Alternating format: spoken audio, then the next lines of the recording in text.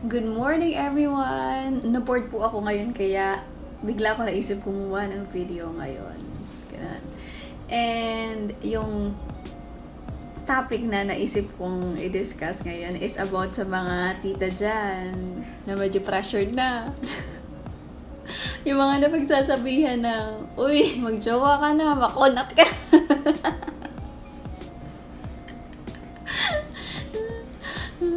Ayan, medyo relate tayo dyan. Opo. Okay, so, let's talk about being single first. Ganon. Kung ako po yung tatanungin, being single is really, really priceless. And yan po yung moment na dapat wag nating i-miss out na i-enjoy yan. Kasi at the end of the day po talaga, masarap po din talaga na may makakasama kayo walang araw sa pagtanda nyo, di po ba?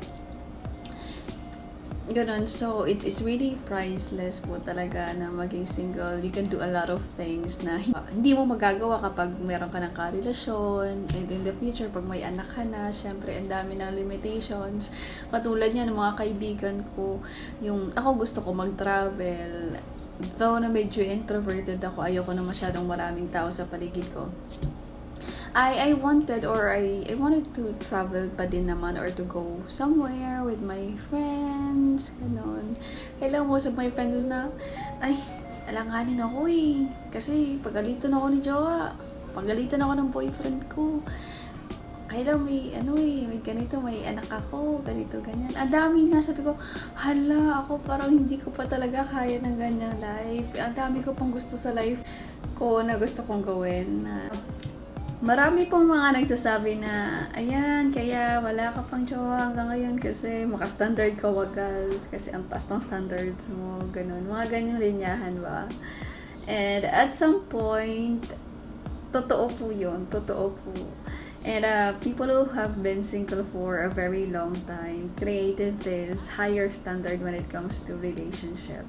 I think that is because of the peace na nahanap nila within themselves nang walang partner or walang karelasyon. But don't get me wrong when I say standards po. It's different from validation. It's totally different from that. When we say validation, for example, yun po yung gusto ko gwapo, gusto ko mayaman, gusto ko foreigner, gusto ko official, para ganon. So, it's totally different from standard. Ako po kasi, if ako yung tatanungin, the standards that I am putting when it comes to relationship is values. The values that at least the same level with the values that I have or higher than that. And I have come to realize that I cannot settle for anything lesser than that po when it comes to values. It's going to be toxic, surely. Pag sa akin po yun ha.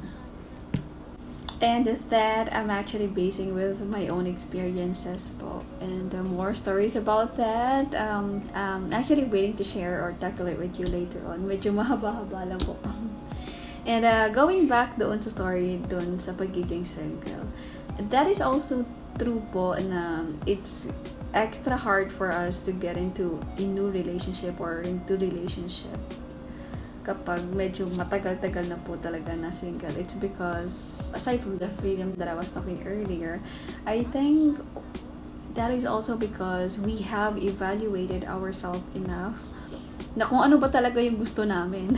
And we know what boundaries and wall we're putting in to any aspect din po naman ng life namin. And that includes relationship din po, of course. And I think one of the main factor here is that we have proven to ourselves na kaya. Kaya naman ang life na walang partner na walang jowa And we do not want to settle to somebody just to comfort us kapag may mga pinagdadaanan kami, no, because we know how to comfort ourselves enough sa kahit anong struggle naman sa life. And yes, I think that's one of the main factor, yung bravery na na-discover namin for being kahit na kami lang, na kahit walang tao, wala kaming karelasyon, kaya naming damayan yung self namin kahit anong pagsubok pa yan. We know that kaya namin, we have programmed ourselves or our mind na kaya namin talaga. And on the other side, there are also people who had or who have cycled themselves into jumping into relationship after relationship after relationship, because at the same point po na they also program their mind na and their emotions na hindi nila kaya na sila lang, and they need somebody to comfort them pag may pinagdadaanan sila, and they want or they need somebody there to fill in the emptiness sa heart nila and to cure the traumas that they had from their past relationship man yun or any struggles na meron sila before. Ganun po. And it's very sad also to know that there are people who are still choosing to be in a toxic relationship, or worse, in a very abusive relationship. That is because pag iniisip nila na wala pa rin yung tao na yun. And that's really sad.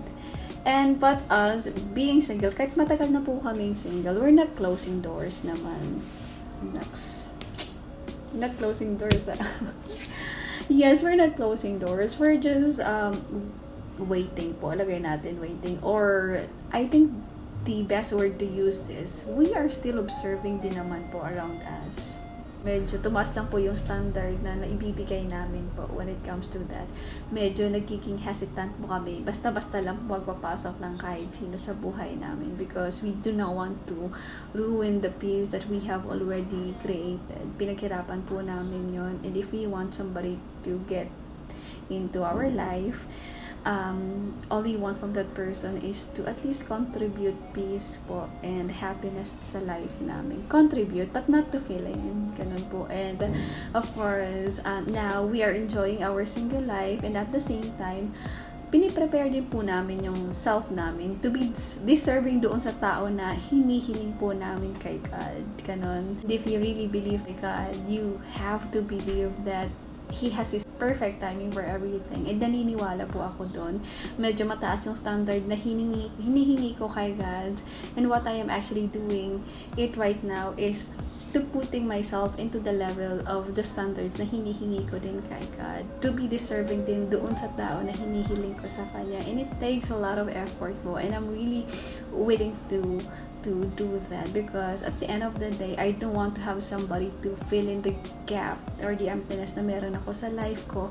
But my goal of being in a relationship later on is that gusto ko i-share yung peace and happiness na meron ako within myself. And kapag wala pa din po naman ngayon, I'm totally contented and fine with my life. And if there's somebody there naman na when I feel na I think parang panahon na, or I think this is the one, then we're actually brave enough to face that as long as we know that we already have stronger backbone na kahit anong mangyari sa relasyon na yun, it won't hurt us the way it hurt us before, parang ganon. So medyo madami na po akong nasabi, and I'll just save some for the next video na lang po.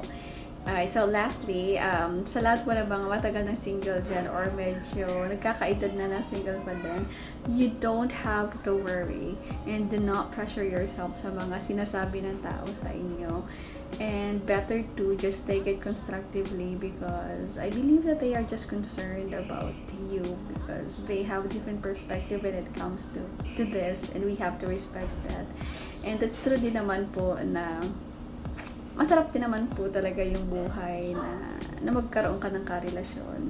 It's another spice po sa life natin. It's a gift of a life din po. It's a gift of God din naman po to have somebody in our life na makakasama natin sa pagtanda natin. But then, if you're single right now, just enjoy being single. Ang sarap kasi na pagdaanan lahat ng stages. Like, we have fully experienced and enjoyed the single life, and then when you jump into the next level na meron kayong karelasyon, then enjoy that, and then later on, you're going to have your own family, you're going to have your own kids, at magiging parents ka na po. And then, at least every stages ng life po natin na yun, nai-enjoy po natin siya. Wala tayong i-look back na, ay, hindi ko na pagdaanan yun, ay, hindi ko na pagdaanan ganito, ganyan. So, mas masaya po talaga na whatever we are right now, we have to appreciate that and be grateful and to enjoy that. Maiksi lang po buhay to pressure ourselves in that kind of matter. So once again, if you have any more comments or any more advices about this, I'll be very happy to read that on the comment section. Please do so. And if you also have some topics that you want us to discuss or any advice, I'll try my best to share it with you guys. Once again, damagin nga salamat. I'll just finish my coffee and ciao.